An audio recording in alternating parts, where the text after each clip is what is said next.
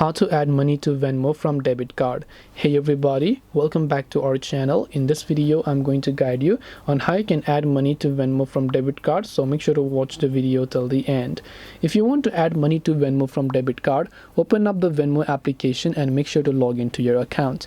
Tap the Me option from the bottom right hand side, then simply go to the Wallet tab from the top left of the screen.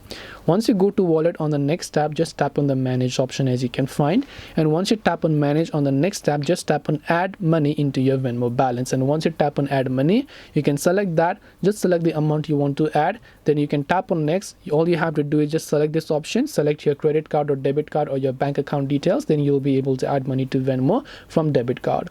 That's all it takes to add money to Venmo from debit card. Hope this video was very helpful. If you have got any more questions, queries or doubts, feel free to also leave them down in the comment section below. Thank you very much for watching till the end of this tutorial, and see you soon in our next video.